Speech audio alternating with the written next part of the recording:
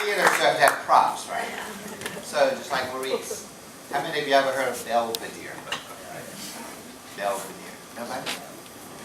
Belvedere is where my story begins. It's a proud story. Belvedere is a small town, not a town, a community in North Carolina. It was founded in the 1700s, a Quaker community. It had the first Quaker church, the first Quaker academy, and my first Quaker relatives. Then, across in the next county, the county of Edenton, the first capital of North Carolina, lived my father's family. My father's family were 9 Quakers, but somehow my Quaker mother and my father met, married, and I was born. I happen to be the first grandchild born to the Quaker family and to the Copeland family. It was a deal. And then, what are we going to name this kid? I don't know why my records still can't help me, but my father's family had the strangest North Carolina names I've ever heard. I had Uncle Cuthbert, Jehu, Benford, Lanza, my grandfather Charles Caracas, and my father Estes Octavius. It was decided I should be named for my father, Octavius Jr., or as my aunt said, they could call me Little Os. And get your little Os over here. That's when I first realized I loved my Quaker family. Unfortunately, my mother's father had died when she was 12, which meant her mother had to raise my mom and her sister. So my mom got the sympathy vote. And it was agreed that I would be named for my mother's father, Hugh, my mother's mom, her maiden name was Rayford. So I became Hugh Rayford Copeland, Hugh R initial Copeland. And then in 1984, as I'd like to tell you, I incorporated Hugh R to Hurrah.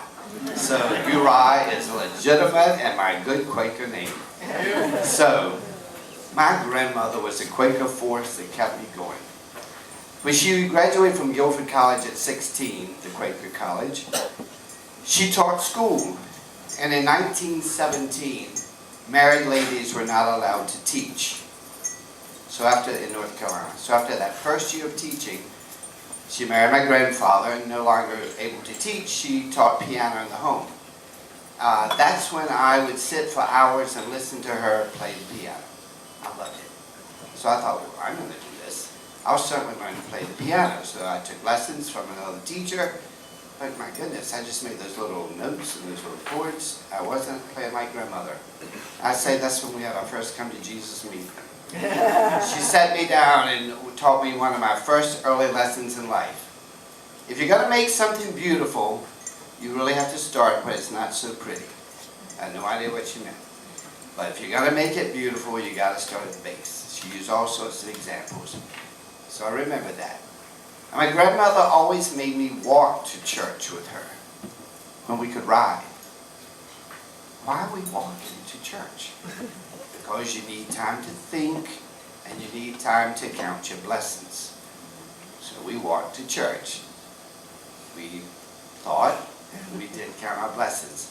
Along the way, she would always teach me life's lessons that have stuck with me forever.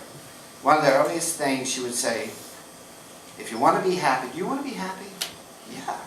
If you want to be happy, be happy.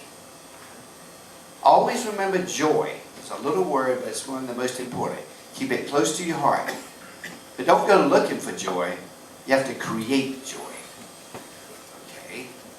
So all these things my grandmother taught me. And what was most amazing, my grandmother turned out to be my first theater teacher.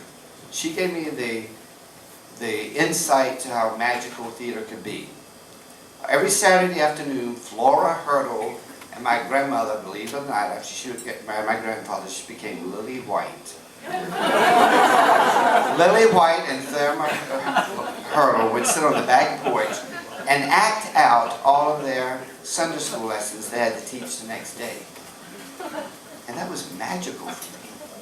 That you could take the written word and bring it to life. And that's when I realized theater is magical.